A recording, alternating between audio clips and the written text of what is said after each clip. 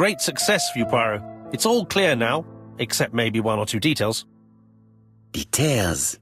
Ah, mon ami. The devil is in the detail, as we say. Excuse me? Patience, Hastings. Everything will be clear once our guests arrive. Best be prepared. Slip a revolver into your pocket before they do. A revolver? But Poirot, what are you afraid of? Trust me. It is important you carry a weapon for this meeting. I will lend you mine. What about telling me what you have in mind? Surtout pas. You wouldn't be able to play your role. Wait one moment, I will bring you my weapon.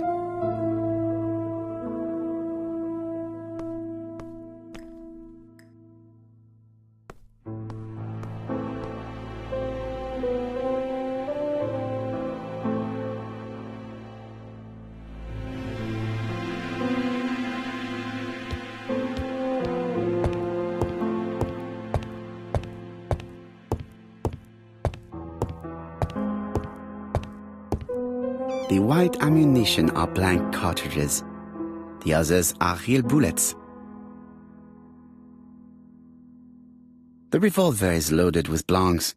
I still have time to choose real bullets. The revolver is loaded with blanks. I still have time to choose real bullets.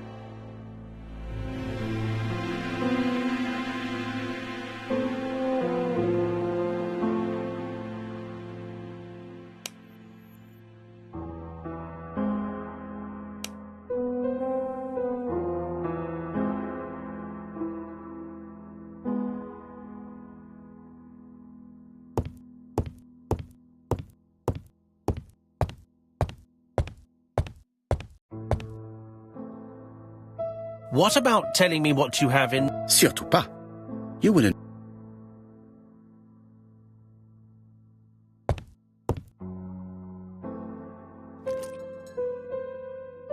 Voila, I entrust you with my weapon. It has hardly been used, it is almost new.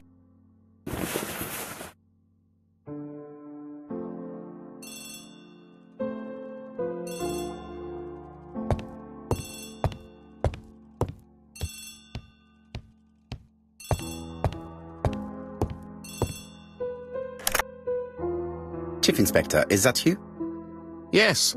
Sorry, but we haven't found anything. Have you checked the typewriter? And the packaging, the letter, and the ribbon reel. We've only found prints left by Cust and his landlady. Well, never mind, I shall make do. So, are you still going to hold your meeting? Of course, Chief Inspector. I can hear my guest coming up the stairs.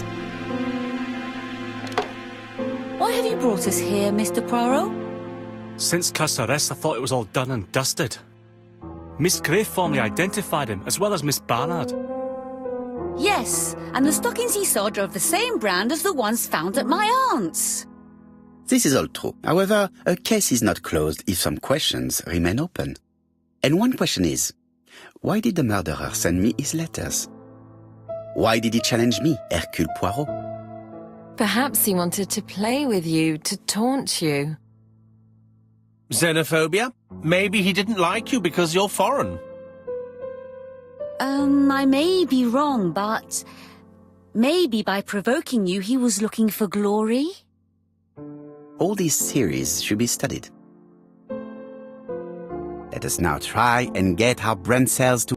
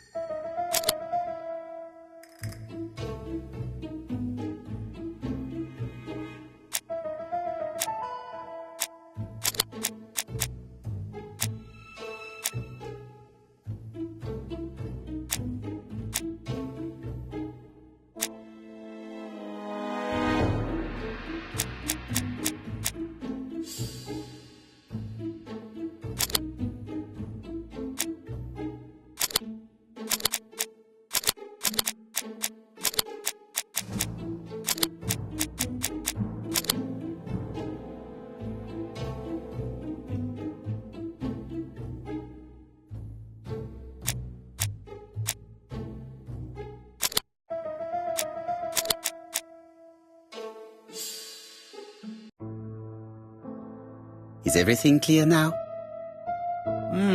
You might like to explain your reasoning again. Of course. First of all, remember that the murderer made it a rule to always post his letter before the murder. He never digressed from that rule. However, in Churston, he encountered a problem. The village has only 500 inhabitants.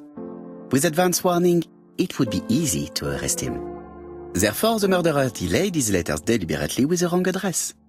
The plan wouldn't have worked if he'd sent it to Scotland Yard or the papers because everybody knows their addresses.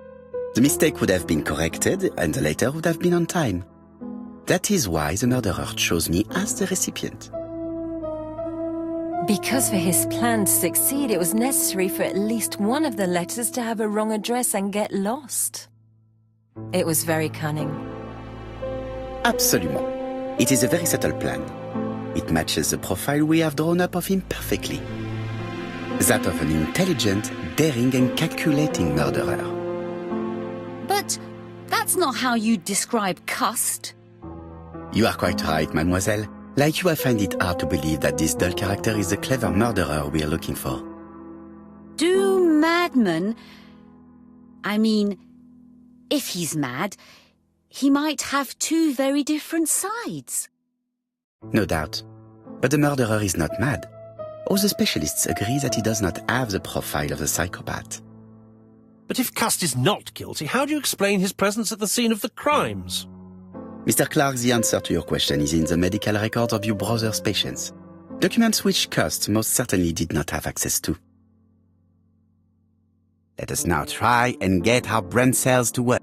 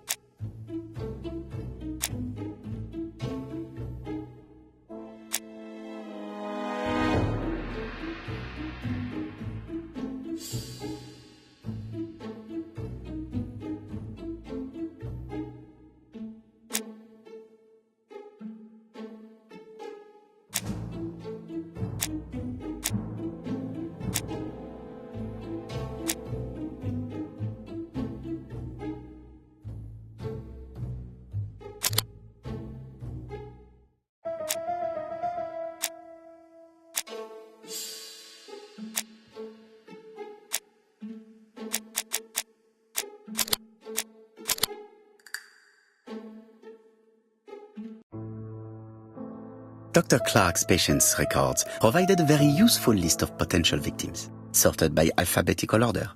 The killer definitely used it, explaining the fact that all the victims were former patients of the doctor. It is this fact that clears Cust once and for all, because he never had access to these records. So how did he happen to be at the scene of the crimes? Either the murderer sent him there, or Cust was following him closely. Cust's highly suggestible nature leads us to the second hypothesis. The murderer was manipulating him. He systematically sent Cust to the towns where he was going to strike, so that the suspicion would land on the poor man's shoulder. That's evil. What sort of killer could have such a plan? And what would he gain from 3 completely different murders? Indeed, it seems unlikely that the same murderer committed all the crimes. What should we take from that?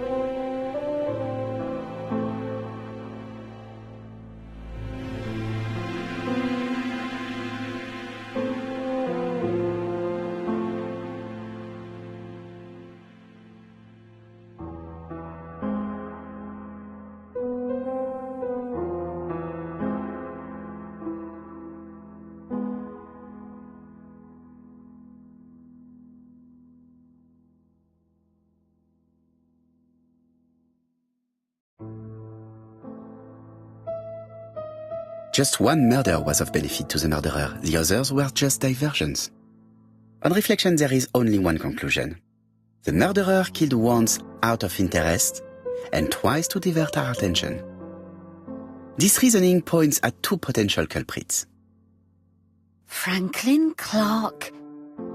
Donald Fraser? Yes, mademoiselle, that's good thinking. Mr. Fraser may have killed Betty out of jealousy.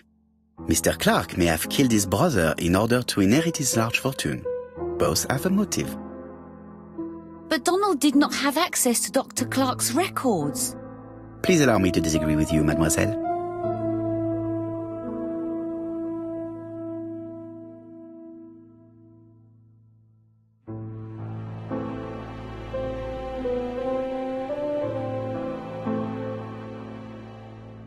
He works for Court and Brunskill, one of whose clients was Sir Carmichael.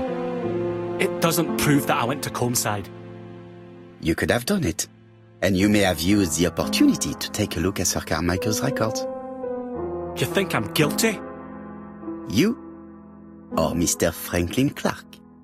That's ridiculous. Both of you have a motive. The question is, which of you has the profile that most resembles the murderer?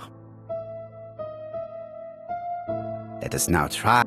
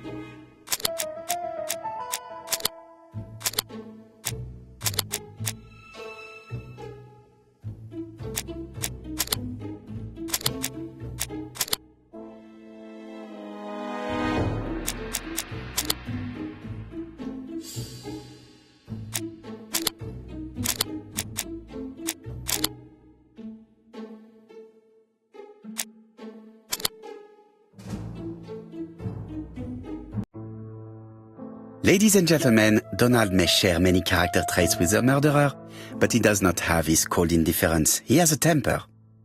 It is hard to imagine him planning anything. Also, jealousy is his motive, and crimes of passion are rarely planned. Right, I suppose it's my turn to be subjected to the same scrutiny.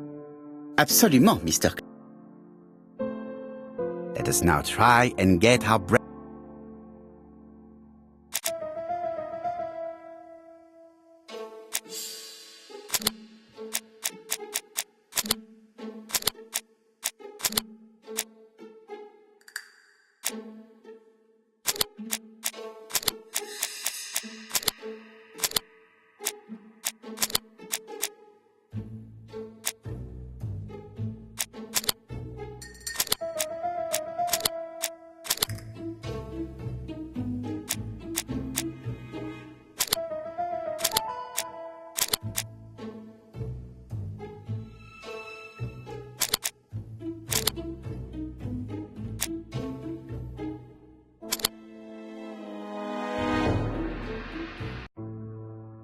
As you have all seen, there is a disturbing similarity between Mr. Clark's profile and that of the killer.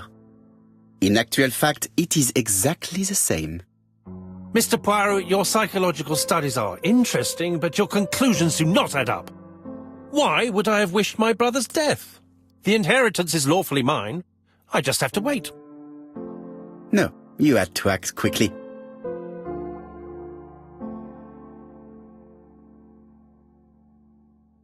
Because of Miss Grey. Mademoiselle, although you haven't been telling the truth, there is no doubt in my mind that you would have found a way to marry Sir Carmichael after Lady Clark's death. For you, Mr. Clark, it was a disaster. If Miss Grey had children by your brother, you would not have inherited a thing. You realized the danger after reading several letters from Comeside, especially one in which your brother opened his heart to you. So you hurried home from China, and you took action. In truth, Cust was no more than a puppet manipulated by the real culprit. You, Mr. Clark. Such an imagination, Mr. Poirot. In fact, nobody manipulated Cust. The famous instructions he received by post. He wrote them on the typewriter. We know that for sure. Oh no. You know perfectly well. That is not true. Eh bien voilà. Light has now been shed on the ABC murders. Your theories are ingenious, but you haven't any proof. 1 point to him. For the moment, I have no material proof. Either I admit to it, or I bluff.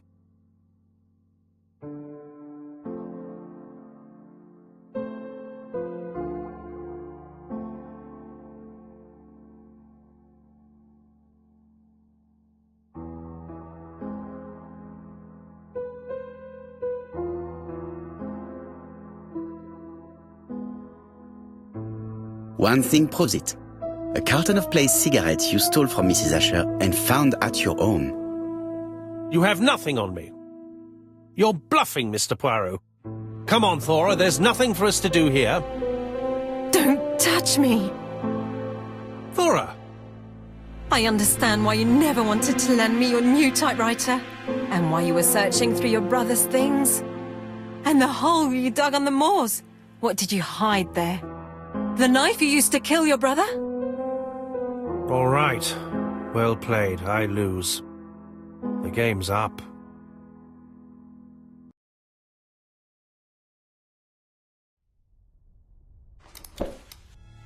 Don't come near me! I'll never let you take me, Mr. Poirot!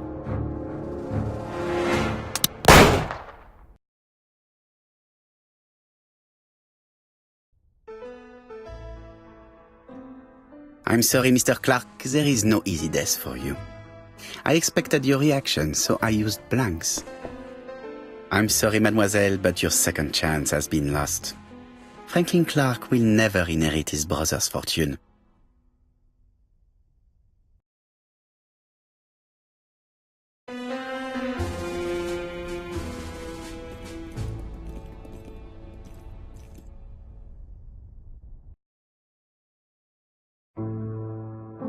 Disappointed at having missed the chance to become Lady Clark, Thora Grey left England. Donald Fraser and Megan Barnard married. On Poirot's recommendation, Mary Drower started to work for Lady Clark. The elderly lady's condition suddenly took a turn for the better. And a few months later, to Dr. Logan's great surprise, she was back on her feet again. According to this eminent physician, it appears to be an extremely rare case of spontaneous remission. Lady Clark has enjoyed very good health ever since.